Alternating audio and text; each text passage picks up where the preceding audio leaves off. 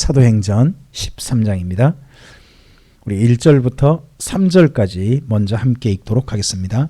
안디옥 교회에 선지자들과 교사들이 있으니 곧 바나바와 니게르라 하는 시몬과 구레네 사람 루기오와 분봉왕 헤롯의 젖동생 마나임과 및 사울이라. 주를 섬겨 금식할 때에 성령이 이르시되 내가 불러 시키는 일을 위하여 바나바와 사울을 따로 세우라 하시니 이에 금식하며 기도하고 두 사람에게 안수하여 보내니라. 아멘. 우리 교회 역할 중에 정말 중요한 교회 한 교회가 있습니다. 사도행전에서 세 교회는 기억하신 게 좋습니다. 맨 처음 출발되어지는 예루살렘 교회라는 교회를 기억하셔야 되죠. 그리고 사도행전 이제 11장에 등장하는 안디옥 교회를 기억하셔야 됩니다. 그리고 사도행전 19장에 형성되어지는 에베소 교회가 있어요.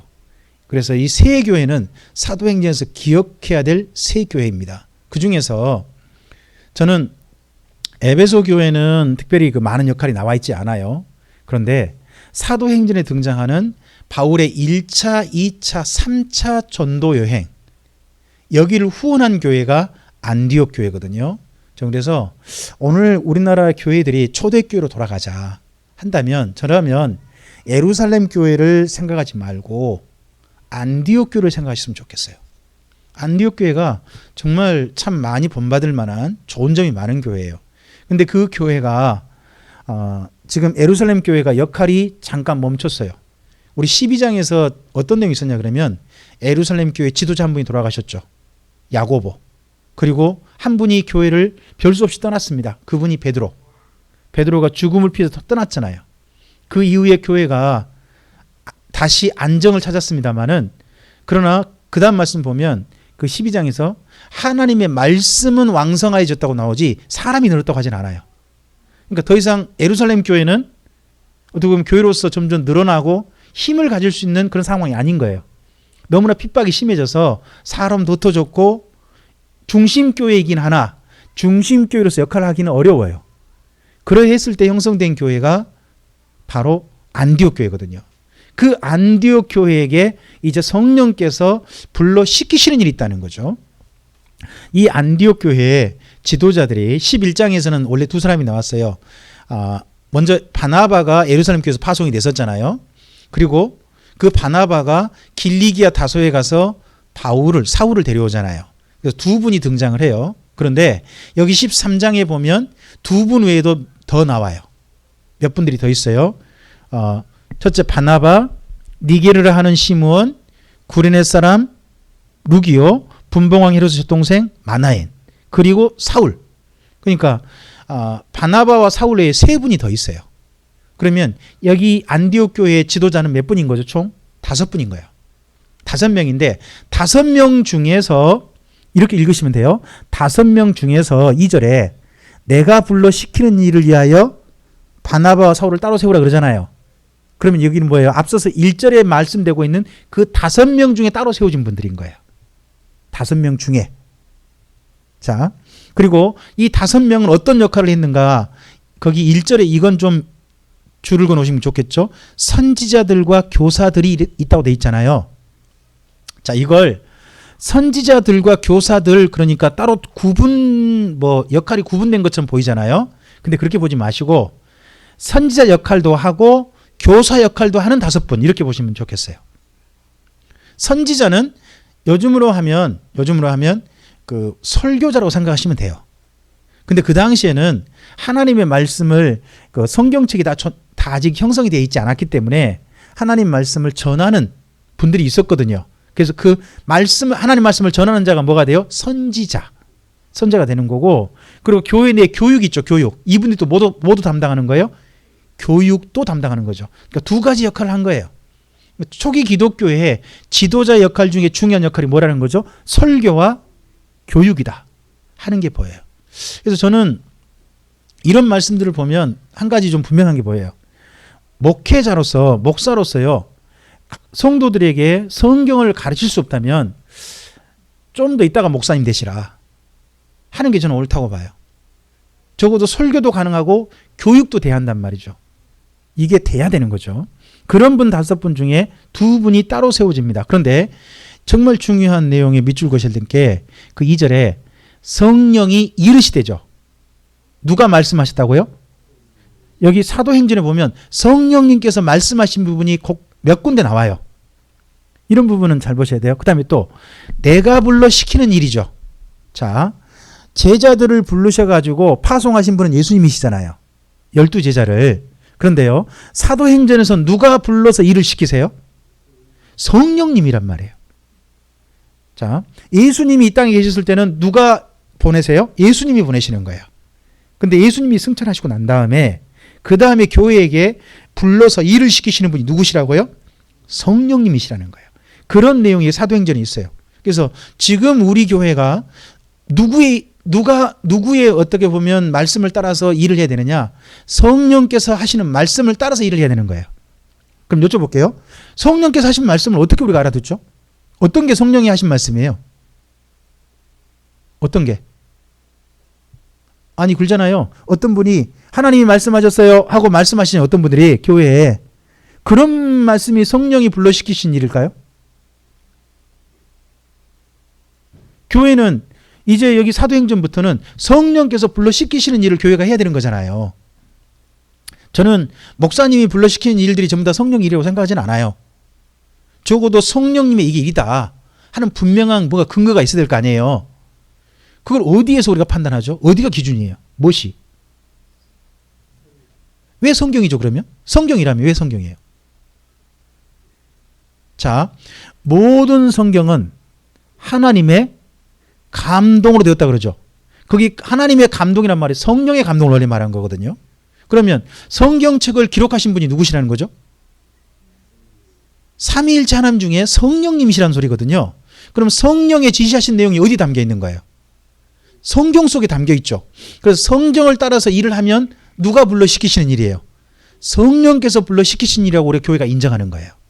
그래서 교회의 모든 사역은 성경에 근거한 사역이 돼야 한다는 거죠. 그것이 바로 성령이 시키신 일이다. 그러니까 어떤 분이 나서갖고 기도하다가 갑자기 일어나갖고 성령이 저한테 지금 말씀하세요 하고 그걸 따라가는 게 성령입니다. 그렇게 생각하시면 안 된다는 거예요. 그게 아니고 뭐에 근거해서? 정확한 성경의 근거에서 교회 일들이 진행돼야 한다는 거죠. 자, 이들을 보낼 때 3절 있죠. 이에 금식하며 기도하고 2사람에게 안수하여 보냈다 그러잖아요. 자, 이 2사람을 보낼 때 왜 금식해서 보냈을까요? 이분들 사이가 하나님 도우시도록 기도도 했을 거 아니에요. 근데 왜 금식을 해요? 자, 여기 잘 생각하셔야 될 게, 그 당시에 교회가 어렵죠. 뭐가 왔었죠? 천하에 큰 기근이 있으리라고 그때 이야기되어 있었어요. 그래가지고 안디옥 교회도 힘들지만 자기들이 모아가지고 모은 걸 어디에다가 연보해 줬죠? 예루살렘 교회 연보했잖아요. 근데 지금 성령님께서 바나바와 사울을 따로 세워가지고 2사람을 보내려고 해요.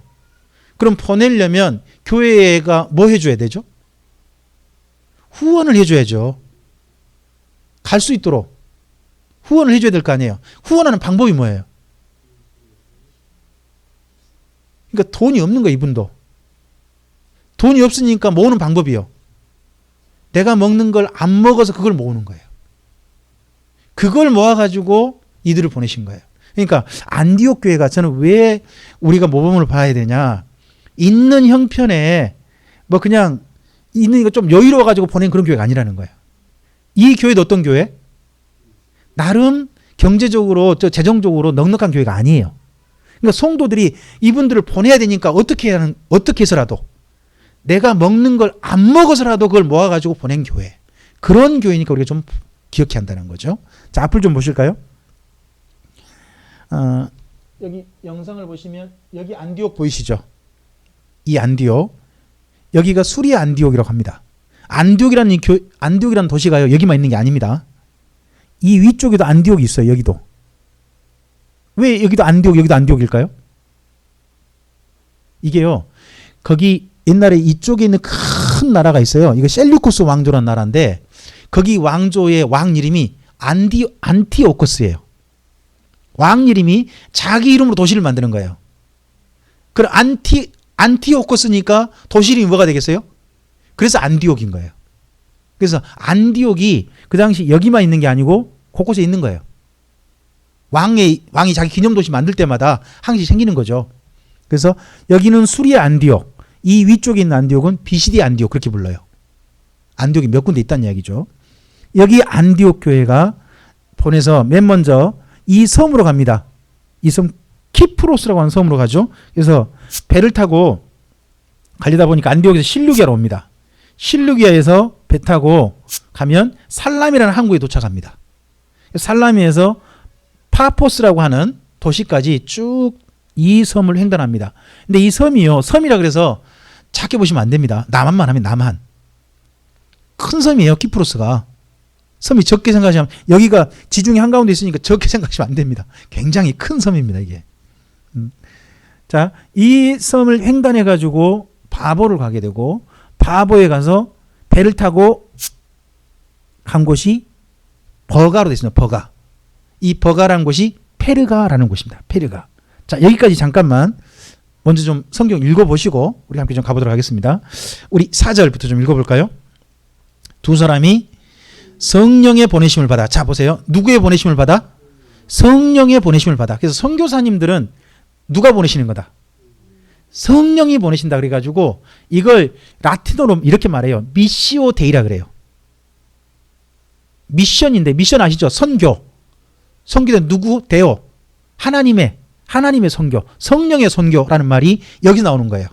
성령님 보내신다 하는 말을 일단 기본적으로 이렇게 인정하는 거죠. 자, 계속요. 실루기아에 내려가 거기서 배 타고 어디로 가요? 여기 이 섬이 구부로라니까요. 이 섬이 구부로, 키프로스라는 섬입니다. 자, 섬으로 가서요. 살라미스라고 지금은 도시가 있는데 살라미입니다. 그 당시에는 살라미에 이르러 하나님의 말씀을 유대인의 여러 해당에서 전할세. 누구를? 요한을 수행원으로 두었더라. 이 요한이 마가 요한이에요. 예루살렘에 마가의 다락방 있죠? 그 마가의 다락방 그 집에 어머니의 그 아들 마리아라고 하는 어머니인데 그 어머니의 아들이 마가거든요. 근데 이 마가가 바나바의 조카예요. 외조카. 그러니까 누님이나 여동생이나 그쪽인지 잘 몰라요. 근데 바나바하고 한 친족이라고 하는 건 분명히 한 것 같아요. 그래서 거기에 외조카인데 그 외조카를 데리고 온 거죠. 외조카를 수행원으로 두었대요. 그러면 잘 생각하셔야 돼요. 그 당시 수행원이라는 사람이 어떤 사람이냐? 이 다음에 이 일을 물려받을 사람이에요. 우리 성경의 수행원 그러면 단순하게 그냥 옆에서 비서라고 생각하시면 안 돼요. 비서일 뿐만 아니라 이 다음에 이 일을 어떻게 할 사람? 물려받아서 해갈 사람인 거예요. 그런 사람으로 누구를 택했다는 거예요? 마가 요한. 그러니까 바나바가 이 마가 요한을 굉장히 좋게 봤고, 조카이지만 좋게 봤고, 이 선교 일을 누가 계속했으면 좋겠다. 앞으로 마가 요한이 있으면 좋겠다라고 생각을 한 것 같죠. 자, 계속요. 6절입니다. 온 섬 가운데로 지나서 바보에 이르러. 우리 성경에 바보라 그러니까 이것 때문에 많은 분들이 좀 농담 비슷하게 해요. 바보에는 누가 살까요? 바보에는 바보가 산다라고 이제 농담 비슷하게 한단 말이죠. 근데 이제 이게 파포스라는 도시인데 총독이 삽니다. 총독. 그러니까 이 섬에 이 키프로스라고 하는 섬의 수도가 어디냐 그러면 파포스인 거죠. 여기에 총독이 삽니다. 자, 계속요. 바보에 이르러 바예수라 하는 유대인 거짓 선지자인 마술사를 만났다는 겁니다. 자, 바예수라고 해요. 이름이 바예수래요. 뭔 말인가요?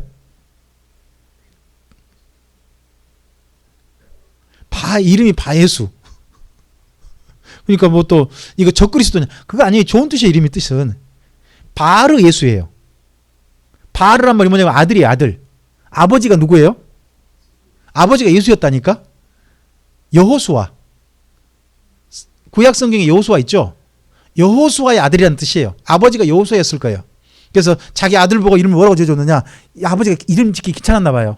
너는 내 아들이여. 여호수아의 아들이여. 이런 식으로 지어준 거예요. 바르 예수인 거죠. 바르 예수인데 우리 성경 읽을 땐 바예수 이렇게 해놓은 거예요. 그냥.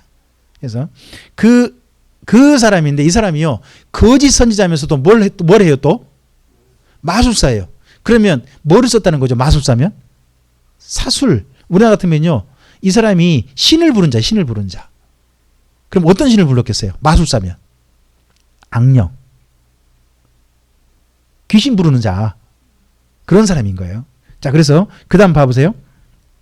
그가 총독 서기오 바울과 함께 있으니 서기오 바울은 지혜 있는 사람이라 바나바와 사울을 불러 하나님의 말씀을 듣고자 하더라.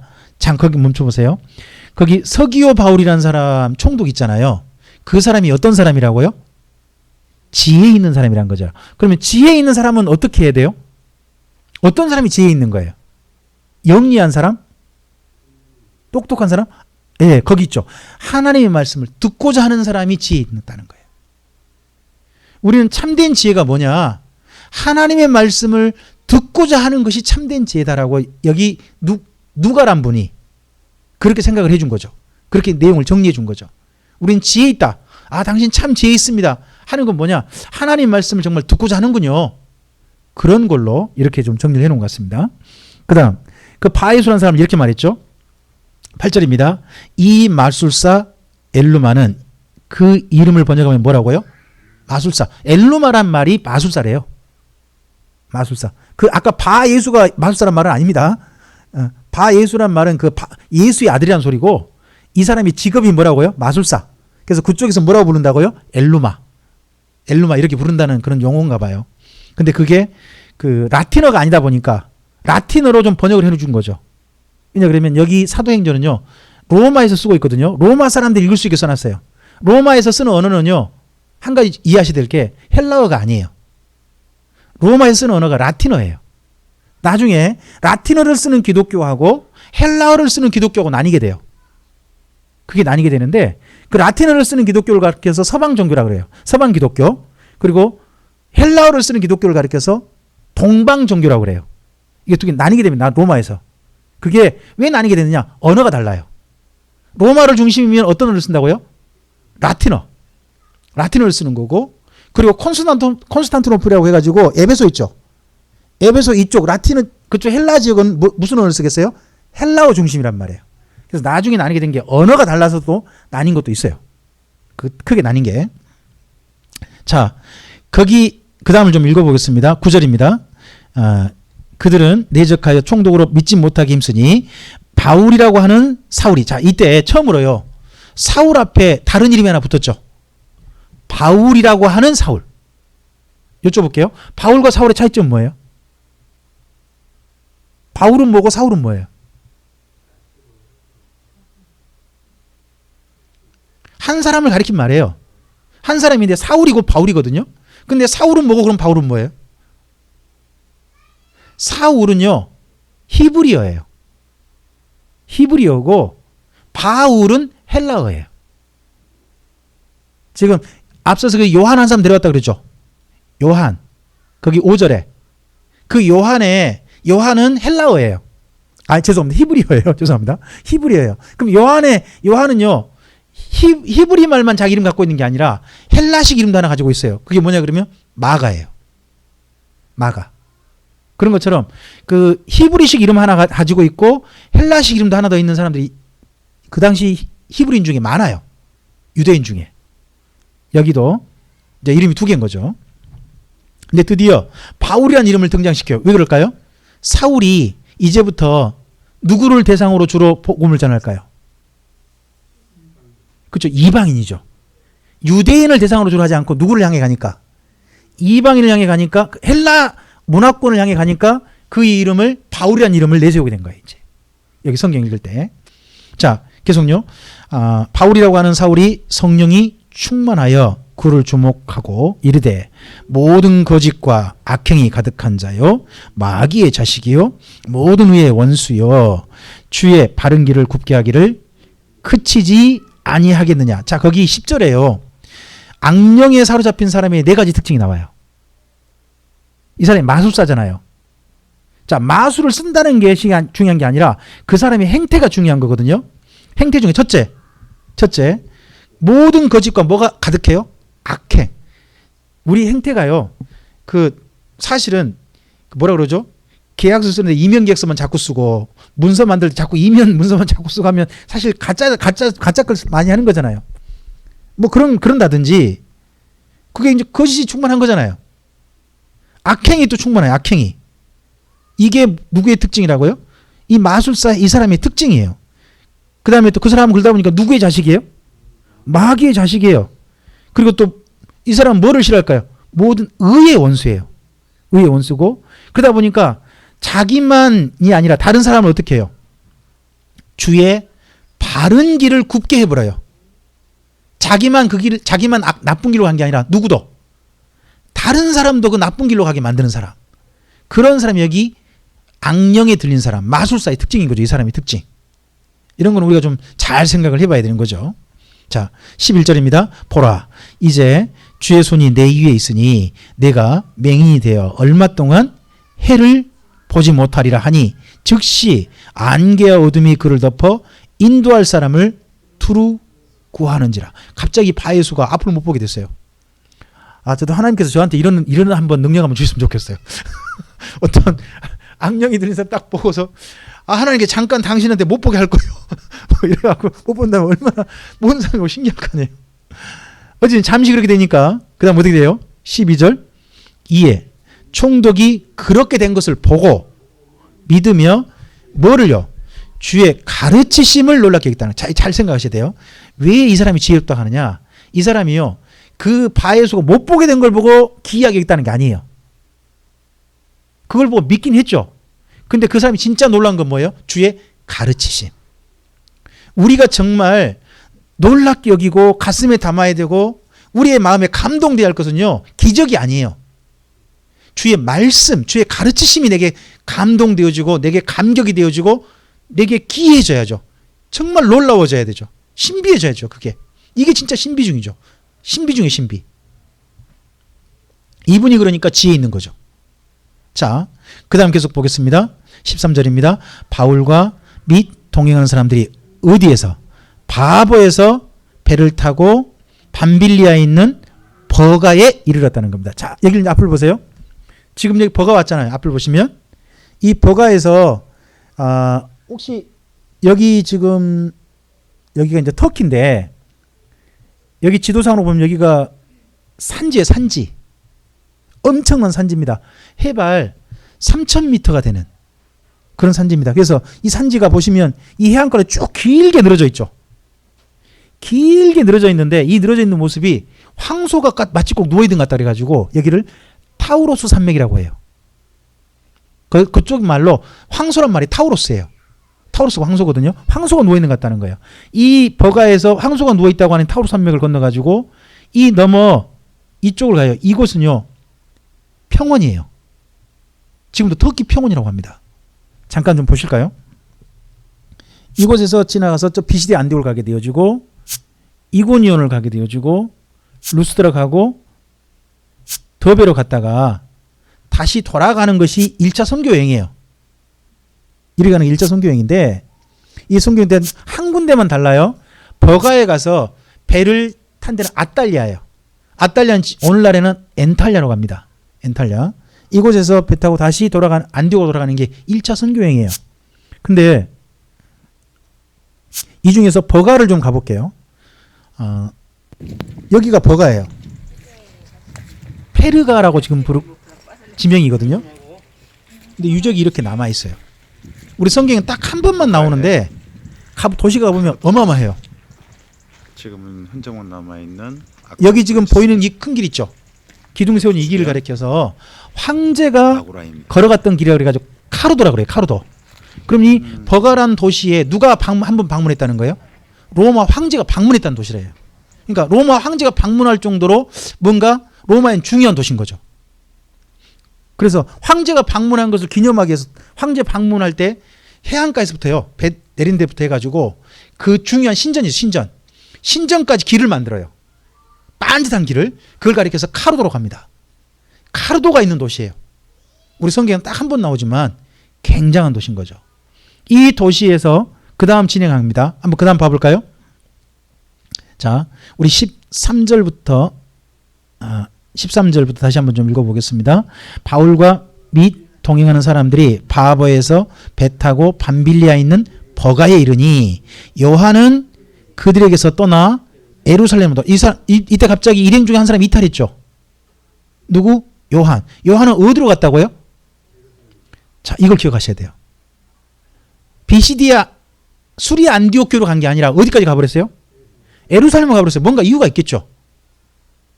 이 사람이 가고 난 다음에 나중에 일어난 내용이 사도행전 15장의 다툼이에요.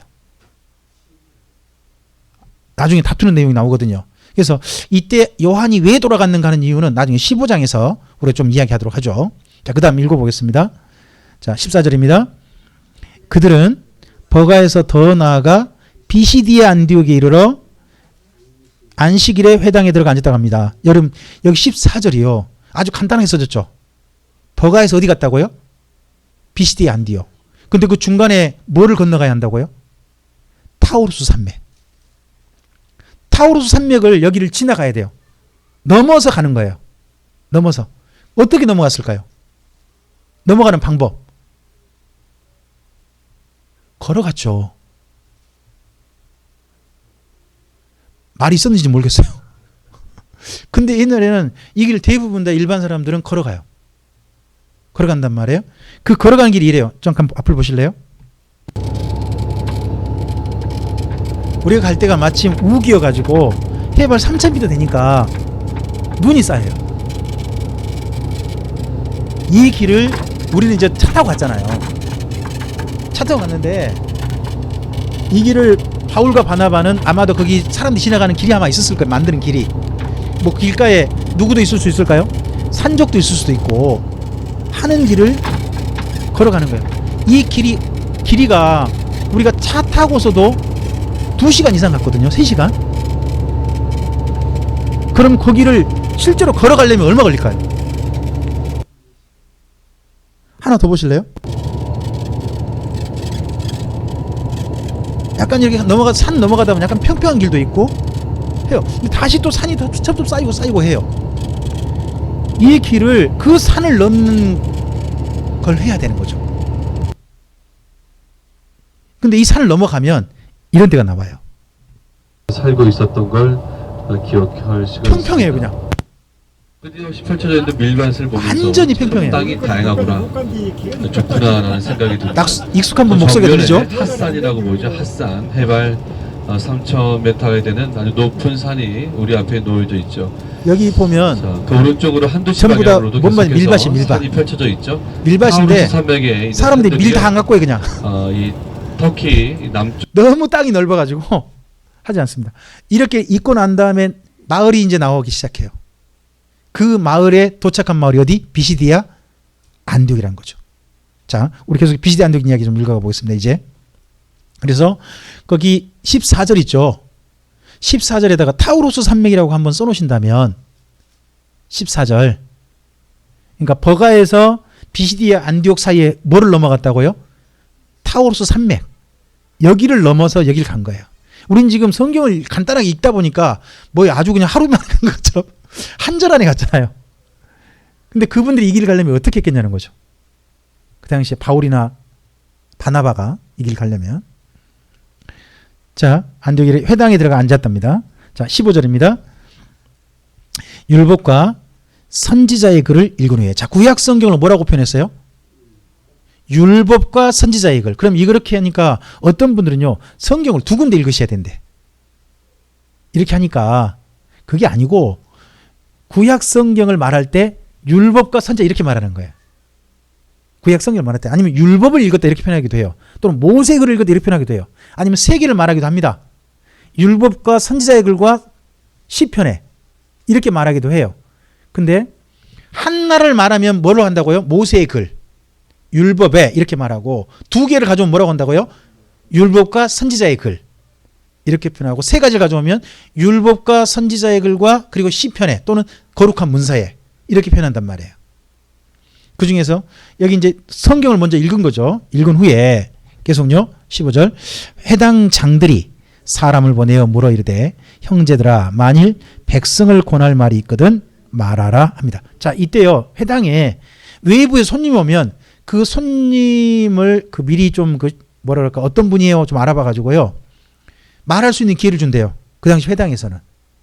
그래서 바울이 왜 회당을 자주 찾아갔을까요? 간 데마다 회당을 찾아가잖아. 이유가 뭐였을까요? 그 당시 회당 풍습이에요, 이게. 회당에 가면 새로운 어떤 손님이 오면 그 사람의 이력이라든지 이런 거 물어봐 가지고 말할 기회를 준다는 거죠. 말할 기회를. 그러니까 그걸 바울은 뭘로 삼은 거예요? 나중에 전도의 기회로 삼은 거죠. 회당에서 전도할 기회를. 그래서 이 회당에서 전도할 기회를 삼았으면 만든 겁니다. 만들어서요. 자, 그 다음 읽어볼까요? 16절입니다. 바울이 일어나 손짓하여 말하되 이스라엘 사람들과 및 하나님을 경외하는 사람들아 들으라. 자, 여기 16절이 조금 한 가지 우리 생각해 보셔야 할 게 있어요. 이 보냄 받았을 때 대표가 누구죠? 두 분 보냈잖아요. 누가 대표예요? 바나바예요. 우리 기억하셔야 될 게 사울이 대표가 아니에요, 지금. 그러니까 요즘 우리 교로 말하면 뭐죠? 담임 목사님이 바나바고 부교역자가 사울인 거예요. 그러면 어디 가가지고 말씀 전할 기회를 얻었어요. 설교할 기회를 얻었어요. 담임 목사님이 할까요? 부교역자가 할까요?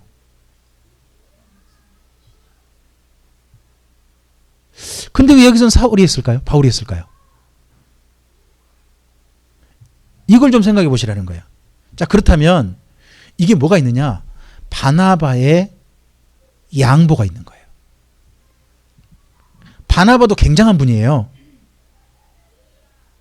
로마 시민권자고 좀 전에 있었던 그 구브로 사람인데 예루살렘 교회에서도 굉장히 권위 있는 사람이었고 안디옥 교회 보냄받을 정도로 교회가 인정받는 사람이었고 그런 분인데 그가 설교할 기회를 누구에게 넘겨요? 바울에게. 그러니까 바울이 이제 여기 지금 13장부터는요. 12장까지 누구의 주무대냐 그러면 베드로였어요. 베드로의 주무대였거든요. 근데 13장부터 이제 주역이 누가 나오느냐? 바울이 그 다음 여가요. 바나바해야 되잖아요. 근데 바울이 되게 만들었던 바울이 주역이 되게 만들었던 중요한 역할을 한 분이 누가 있다는 거예요? 바나바가 있다는 거죠. 우리 이걸 잘 생각하셔야 돼요. 우리는요 항상 뭐 하느냐? 내가 주역이 되고 싶어 해요. 그런데요 바나바는 자기가 기꺼이 보조가 되는 걸로 택하셨어요. 이분이 담임 목사님인데 대표신데 자기가 해야 할 역할을 누가 더 잘할 수 있다? 바울이 더 잘할 수 있다라고 내놨다는 것은 이건 지금 생각해도 굉장한 저는 바울이 되는 데는요 존경받을 만한 바나바가 있었기 때문이다. 저는 이렇게 생각해요. 우리 호남에서요 저는 사실 좀 안타까운 게 그 김대중 대통령 이후로 대통령 될 만한 사람이 앞으로 나올까요? 전 당분간 어렵다고 봐요. 그분이 너무 잘하셨어요. 문제는. 근데 그분만큼 존경받을 만한 인물이 우리 호남권에 나오겠냐는 거예요. 사실 좀 국회의원들 몇 사람이 있었지만 도토리 키재기 했고 그리고 이번에 5.18에 왜 민생당 사람들은 또 안 와요. 5.18 그 기념식에 국회의원 떨어졌다 할지라도 천정명이나 그런 분들 좀 제법 이곳에서 오래 했잖아요. 자기가 대선 후보도 나가고 그런 분들이면 타진하게 오셨어야지. 왜 안 오고 그러냔 말이에요. 좀 저는 그 다음에 있잖아요. 전 김대중 대통령한테 좀 안타까운 것 중에 하나가 뭐냐 그러면 그분이 노무현 대통령이 되도록 한 건 정말 잘하신 건데 호남권에서 그 다음에 그분 다음으로 어떻게 일을 해갈 수 있는 그런 분들 있잖아요. 참 제대로 잘 길러지지 않았다는 것에 대해서 정말 안타까워요. 좀 정동영 씨한테 조금 좀 기대를 해봤는데 정동영 씨는 지금 점점 좀 밀리고 있는 것 같고 이게 인물이란 건요 그 사람이 주역된 거 중요하지만 그 다른 누군가가 또 주역이 되게 해준 것도 중요한 거거든요. 바나바는 자기가 주역이 되는 것보다는 바울이 주역되게 하는데 중요한 역할을 해줬어요. 이게요 여기 사도행전을 이루잖아요. 아주 간단한 역할이지만 굉장히 중요한 역할이거든요. 저는 그래서 오늘 우리 시대에도 바나바 같은 분들이 좀 많았으면 좋겠다.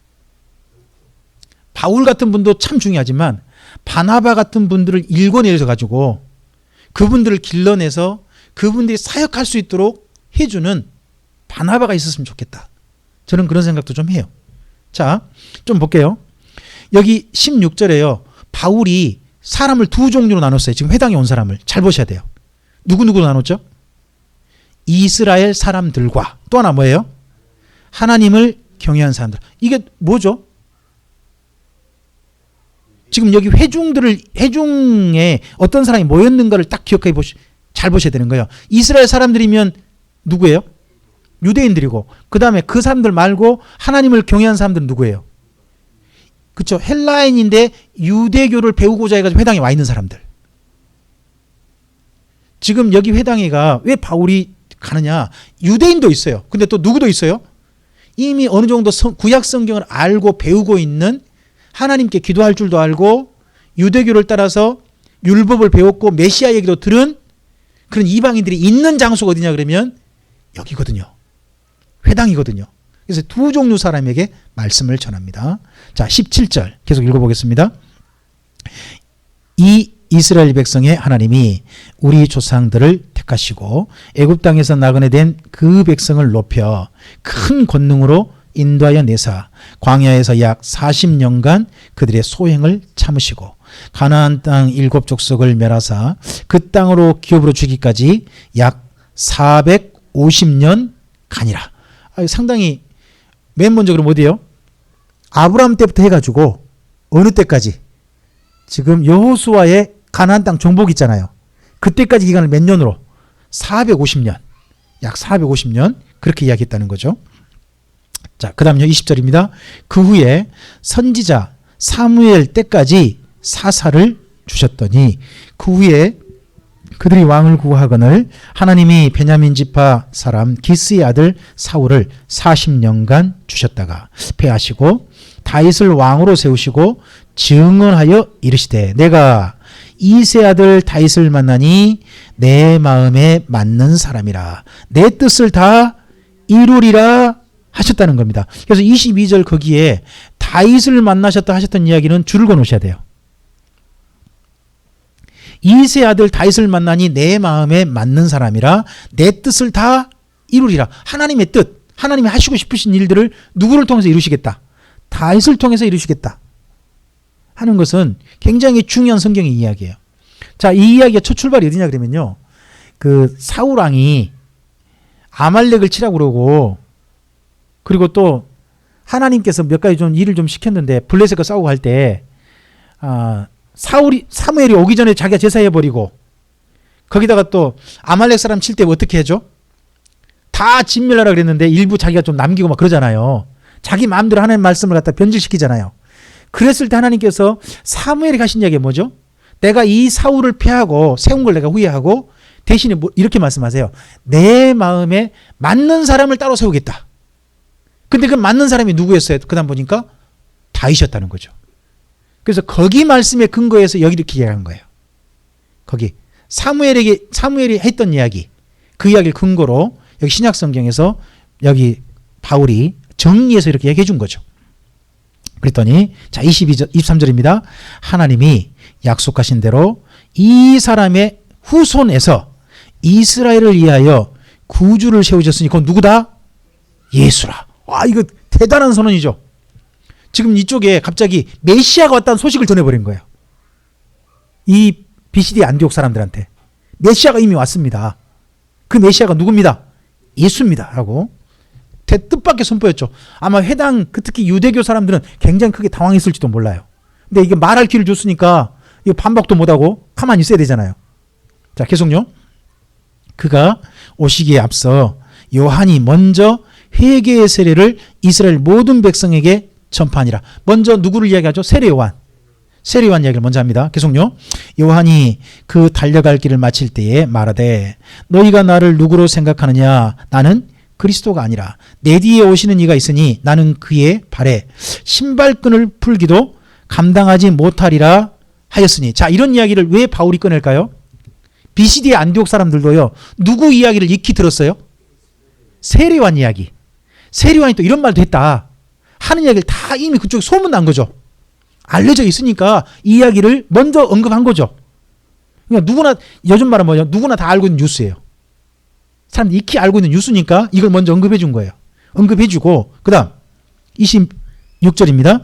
형제들아 아브라함의 후손과 너희 중 하나님을 경외한 자들아. 자, 사람을 둘로 나누죠. 아브라함의 후손은 누구죠? 유대인이고 그 다음 또 이방인을 뭐라고 불러요? 너희 중 하나님을 경외하는 자들아. 이렇게 두 종류를 다 부릅니다. 계속요. 이 구원의 말씀을 누구에게 보내셨다? 거기 26절 누구에게 보내셨다? 우리죠. 우리가 그럼 누구예요? 그렇죠. 유대인과 이방인이란 말이에요. 이게 굉장히 중요한 거예요. 앞서서 이제 사도행전을 우리 기억하셔야 되죠. 사도행전 맨 처음에 예루살렘 교회가 누구에게만 복음 전했어요? 유대인에게만 전했잖아요. 그랬는데 바울은 여기 지금 비시대 안디옥에 와서 설교할 때 이제 그 복음의 대상이 유대인만 아니라 누구도 지금 대상이 된다. 이방인들도 대상이 된다는 이야기를 이렇게 자연스럽게 해버리는 거예요. 그냥 이게 엄청난 거거든요. 그 당시 유대교 관습에는 이게 용납이 안 됐어요. 유대교인들은 전부 다 유대인만이 하나님께 구원받는다고 믿어요.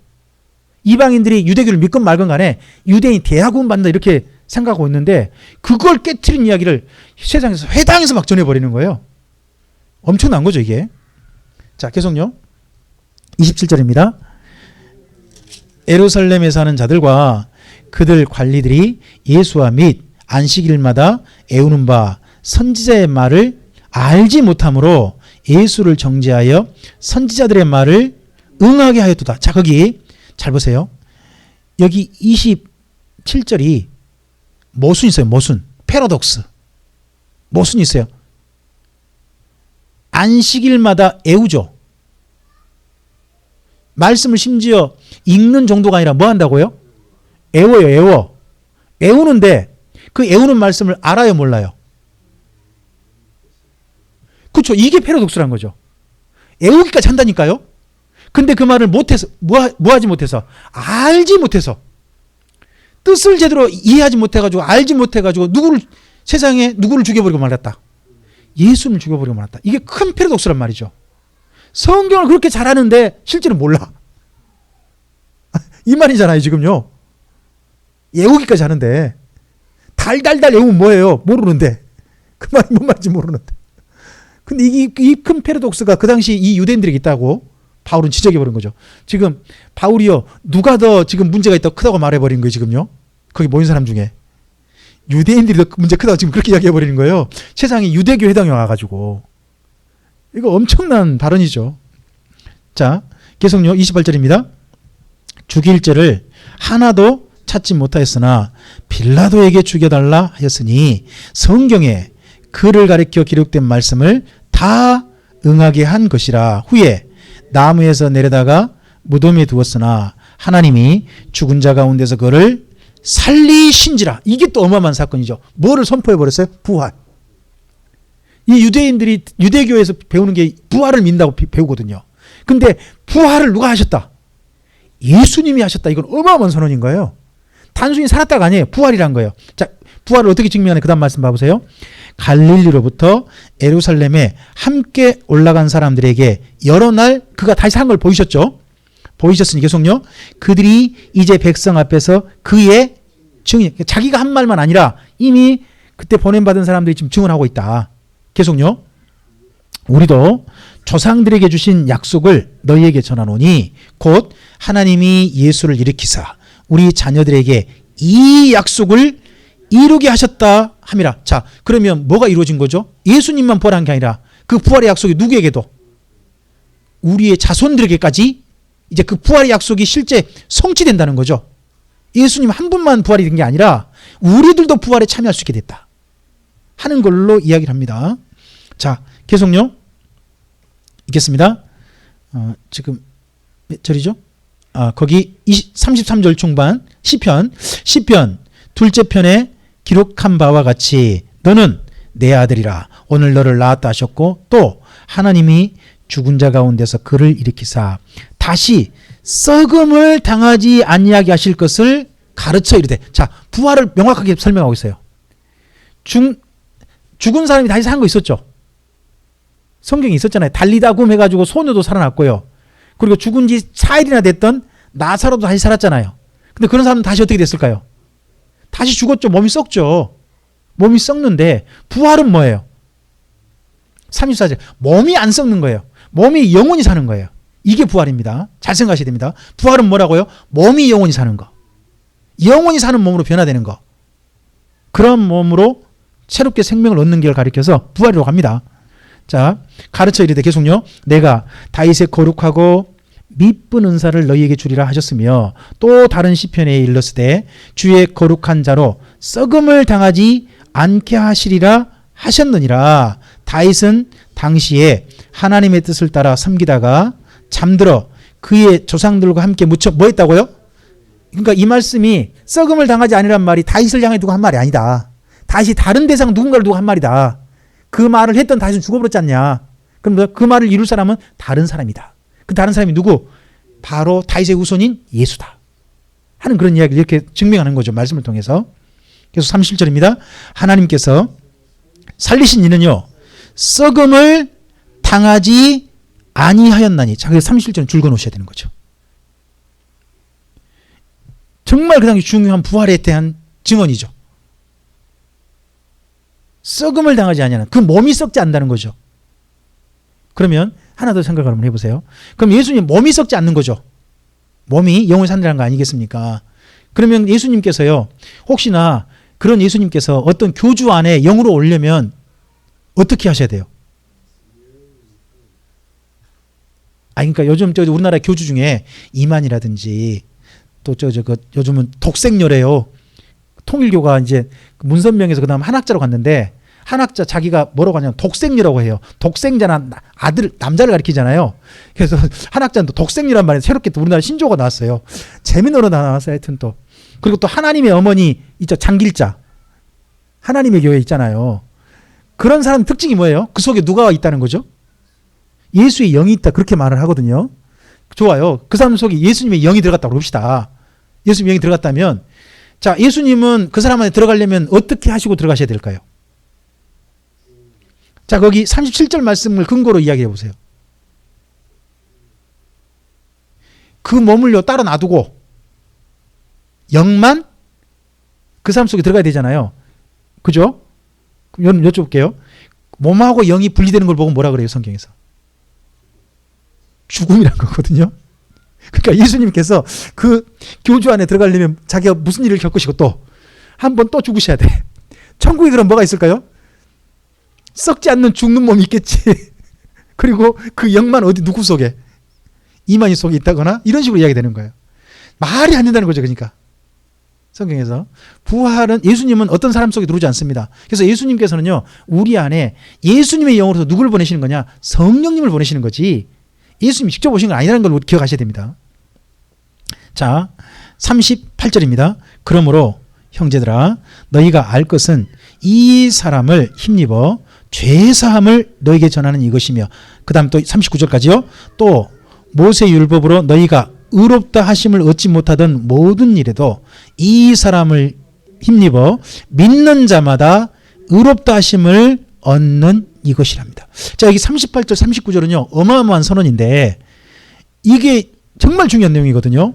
근데 이걸 많은 분들이 생각을 못해요. 자, 봐보세요. 거기 38절에 39절에 형제들아 그랬잖아요. 형제들이 누구예요? 바울을 지금 누구 보고 형제들아 그런 거예요? 이방인과 유대인 다예요. 이방 유대인 다에게 뭐라 그래요? 너희가 이 사람을 힘주면 뭐를 얻는다고요? 죄사함을 얻는다 그래요. 지금 여기 회당에서 배웠던 사람들은요 자기들이 죄사함 얻으려면 어떻게 해야 된다고 배웠을까요? 어디 가서 제사를 지내야 돼요? 예루살렘 그 성전에 제사를 드려야 돼요. 그럼 제사 드리려면 자기가 어떤 사람이만 가능해요? 유대인만 가능해요. 그럼 이방인 중에서 제사 드리려면 어떻게 해야 돼요? 할례를 받고 그렇게 가서 제사 드릴 수 있어요. 그리고 제사를 드려야 자기가 뭘 받아요? 제사만 받는다고 배웠어요. 여지껏. 그리고 그렇게 제사만 받는 사람한테 제사장이 선포해 주거든요. 뭐라고 선포하느냐? 당신은 이제 의롭습니다. 이걸 보고 칭의라 그래요. 칭의 선포인데 이 선포가요. 이제 성전 갈 필요 없다는 거죠. 또 그 다음에 유대인만이 아니에요. 형제들아. 그럼 누구도? 이 시간 말씀 듣는 이방인 당신들도 뭐를 받을 수 있어? 죄사함 받을 수 있고, 당신들도 굳이 성전 안 가도 이 자리에서 하나님께 의롭다 하심을 받을 수 있어. 세상에 성전 안 가도 된다는 이 선포는요, 유대교를 뒤집어 엎은 이야기예요. 유대교의 가장 중요한 이야기가 뭐냐 그러면 꼭 성지순례거든요. 자기 평생에요, 이방에서 이방 민족 디아스포라로 살다가 한 번은 기어이 성전 가야 된대요. 꼭. 왜요? 성전 가서 제사해야 자기 죄사함 받는 거고, 그래야 의롭다함 받는 거고, 그렇게 하나님 뵈야 천국에 가서 주님 뵌다고 유대인들 그렇게 생각하거든요. 근데 그 생각을 여기 지금 38절 39절에서요, 바울이요 완전히 깨트려 버리고 있어요. 성전 갈 필요 없어. 지금 이 시간 누구를 믿기만 하면, 예수님이 그렇게 하셨던 걸 믿기만 한다면 당신에게 이 자리에 있는 심지어 누구라 할지라도, 유대인이 아닌 이방인이라 할지라도 그 일이 이루어지는 겁니다. 자, 이 말을 듣고 난 다음에 사람들의 반응이 두 개로 확 나뉘는 거 이제. 나중에 보면. 그 다음 계속 읽어볼까요? 40절입니다. 그런즉 너희는 선지자들을 통하여 말씀하신 것이 너희에게 미칠까 삼가라. 일렀을 보라, 멸시하는 사람들아, 너희는 놀라고 멸망하라. 내가 너희 때를 당하여 한 일을 행할 것이니 사람이 너희에게 알려줄지라도 도무지 믿지 못할 일이라 하였느니라 하니라. 이건 하박국서에 나오는 말씀이에요. 계속요. 그들이 나갈새 사람들이 청하되 다음 안식일에도 이 말을 하라 하더라. 회당 모임이 끝난 후에 유대인과 유대교에 입교한 경건한 사람들이 얼마만큼 많이 그 다음요, 바울과 바나바를 따르니 두 사도가 더불어 말하고 항상 하나님의 은혜 가운데 있으라 권하니라. 누구에게도, 유대인만 아니라 이방인에게도 그 하나님 은혜 가운데 있으라 권했다는 겁니다. 근데 여기서 이 한 주만 하시고 가셔야 되는데 그 다음 주도 계셨어. 그래서 그 다음 주 이야기 나와요. 44절부터 읽어볼까요? 그 다음 안식일에는 온 시민이 거의 다 하나님의 말씀을 듣고자 하여 모였다는 겁니다. 자, 그 당시에 이 비시디 안디옥의 회당에, 거기 안디옥의 온 시민이 거의 다 회당에 모일 정도로 그런 사건이 있었을까요? 그 이전에? 없었을 거예요. 근데 갑자기 누구 소문 듣고, 이 바나바와 바울 소문 듣고 온 사람들이, 세상에 이번에 우리들도 이제는 굳이 그 바울이 소개하는데 뭐 유대인 거기 안 가도 하나님께서 우리를 용서하시고 의롭다 하시는 일들을, 그렇게 신이 그런 일을 주신다네. 그 은혜의 때가 왔다네. 좀 들어보지 않겠는가 했더니 온 사람 다 왔다는 거죠. 다 오니 이게 어마어마한 일이 된 거죠. 됐는데 45절 이런 데는요, 반드시 앞서 말씀드렸잖아요. 지금 여기 앞서 바울의 설교는요, 지금 설교가 어디냐 그러면 43절까지 바울 첫 설교거든요. 지금 설교가 언제 시작됐었죠? 설교가 15절 있잖아요. 15절부터 43절이 여기 사도행전에 기록된 바울의 첫 설교예요. 바울의 첫 설교. 여기 사도행전에 중요한 거면 설교가 참 중요하거든요. 맨 처음 설교했던 분이 누구죠? 베드로였죠. 베드로가 설교 한 2번 하잖아요. 그리고 나중에 이제 고넬료 집에 한 번 또 하죠. 3번 하시잖아요. 그리고 또 누가 설교하냐 그러면 스데반이 설교, 스데반 설교가 나와요. 그리고 한 분이 가르친 내용이 자세히 나오지 않아요. 그분이 전도자 빌립이에요. 전도자 빌립이 이디오페 내시한테 뭔 말을 가르쳤는데 내용이 자세히 나오진 않아요. 그러고 난 다음에 설교가 기록된 분이 누구냐 그러면 여기 사도행 13장부터는 바울의 설교가 기록되기 시작해요. 이제 바울의 설교가. 그러면 잘 생각해 보세요. 사도행전은 성령행전이잖아요. 성령행전이라 그러기도 해요. 사도행전을. 그러면 성령께서는 어떤 일을 하게 하시는 거예요? 설교하게 하신다는 거죠. 저는 설교가 그래서 정말 중요하다고 생각해요. 사람의 말이 돼서는 안 된다는 거죠. 정말 하나님께 하시고 싶으신 이야기를 전달하는 신분이 돼야지, 사람들의 이야기가 되면 설교를 오용하게 되죠. 설교의 권위를 잘못 이용하게 될 수도 있습니다. 자, 그래서 이 설교를 첫 설교를 해준다고 난 다음에 반응이 어마어마하게 좋은 거죠. 근데 말씀드렸던 것처럼 이 설교가 그 당시 유대교는 완전히 깨트려 부수는 거예요. 그럼 이 회당에 본래 유대교를 믿는 사람들 어쩔까요? 반응이. 누가 왔다 지금? 이단이 왔다. 이단이 왔다 지금. 이단이 왔다. 근데 그 이단 때문에 사람들이 엄청 모인단 말이죠. 그럼 어떻게 해야 돼요, 지금 이거? 그 사람이 이단인 거 어떻게 증명해야 될 거 아니에요. 그래서 그 다음, 자, 45절입니다. 유대인들이 그 무리를 보고 시기가 가득하여 바울이 말한 걸 뭐해요? 반박하고 또 뭐해요? 비방해요. 그러니까 바울이 지금 현재 유대교의 그 어떤 근간을 흔드는 이야기를 막 해버렸거든요. 그런 것들에 대해서 막아야 되니까 반박도 해요. 또 심지어 바울에 대해서 뭐해요? 비방. 비방이란 말은요, 비판이 아닙니다. 비방과 비판은 전혀 다릅니다. 그 사람이 완전히 잘못되길 바래가지고 사실이건 가짜건 간에 막 갖다가 쓰는 걸 가리켜서 비방이라 그래요. 비방. 요즘 뉴스들을 보다 보면요, 비방하는 뉴스들이 있어요. 일부 사실을 가져가가지고 그 사람이 아주 못되게 되기를, 잘못되길 바라는 그런 뉴스도 많고요. 또는 심지어 가짜까지 가지고 와가지고 그 사람 잘못되길 바라는 그런 사람도 있어요. 이게 교회 안에서도 있으면 안 되는데 교회 안에서 가끔씩 보여요. 그게 좀 안타깝죠. 자, 비방해요. 자, 그랬을 때 48절입니다. 읽어보시죠. 46절. 바울과 바나바가 담대히 말하여 이르되 하나님의 말씀을 마땅히 먼저 너희에게 전할 것이다. 그러면 여기 마땅히 너희라는 사람이라면 너희는 대상이 지금 누구만 대상이 할까요? 유대인이죠. 여기 지금 반대한 사람, 비방했던 사람 전부 다 누구였다? 유대인들이었다는 거예요. 유대인들이었다는 거죠. 자, 너희에게 전할 것이로다. 계속요.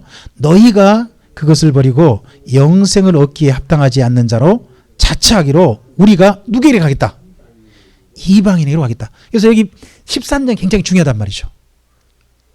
13장의 전도가 향하노라. 47절입니다. 주께서 이같이 우리에게 명하시되 내가 너를 이방의 빛으로 삼아 너로 땅끝까지 구원하게 하리라 하셨느니라 하니, 이게 이제 이사야서 말씀 인용인데 이방인의 빛을 삼겠다. 이방인에게 복음이 전해진다는 거죠. 계속요. 이제 누가 들었어요?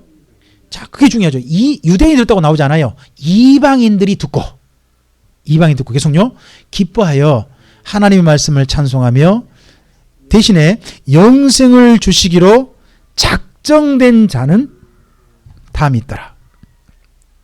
누구만 믿은 거예요?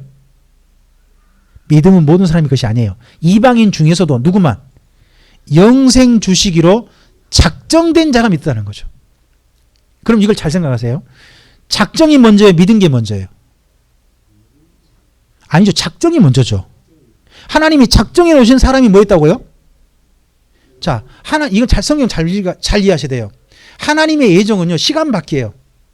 심지어 성경은 어떻게 말하냐? 천지를 창조하시기 전에, 예수님 안에서 앞으로 역사를 계획하시기 전에 벌써 시간 안에 이룰 모든 일들 하나님은 다 알고 계시기 때문에 그 전에 이미 하셨다는 거죠. 그래서 작정이 먼저라는 거죠. 그래서 작정된 자는 뭐했다? 믿었다. 이게 참 우리 교단에서 받아들이기 어려운 내용이에요. 우리 교단은 예지예정을 믿거든요. 이걸 보고 절대예정이라고 그래요.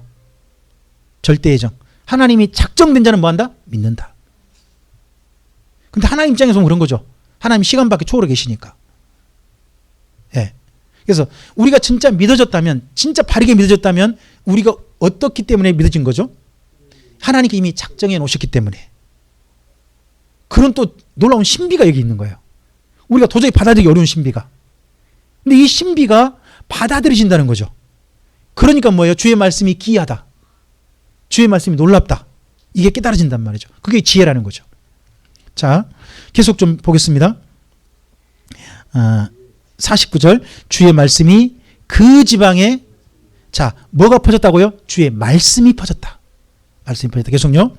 이에 유대인들이 경건한 기부인들과 그 신의 유력자들을 선동하여 바울과 바나바를 박해하게 하여 그 지역에서 쫓아내니 두 사람이 그들을 향하여 발에 티끌을 털어버리고 이고니온으로 가거늘 제자들은 기쁨과 성령이 충만하니라. 여기 제자들이라는 사람은 52절의 제자들은 바울과 바나바일 수도 있고요.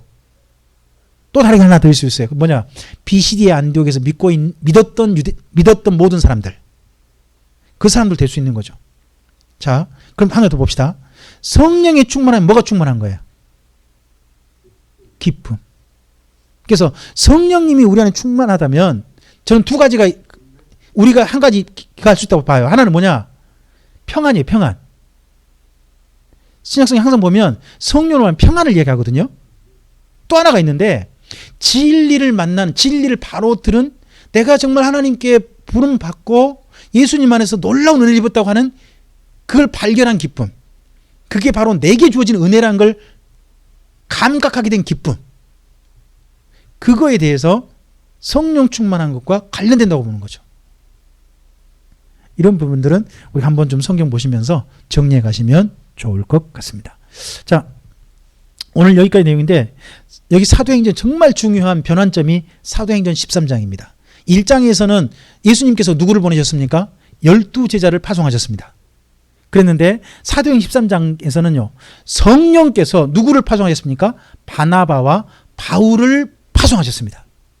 그래서 새로운 파송의 시작이 13장이 이루어졌고, 13장 파송이 마침내 누구를 주 대상으로 하는, 이제 이방인을 주 대상으로 하는, 예루살렘 성전 가서 뭐 죄사함 받고 하는 게 아니라 그 복음을, 주의 말씀을 듣는 자리에서 하나님의 작정된 자가 믿은 자면, 믿어지면 그에게 죄사함과 의로운 하나님의 은혜가 바로 주어지는 그 놀라운 사건이 선포되어지는 첫 출발이 바로 여기 사도행전 13장인 겁니다.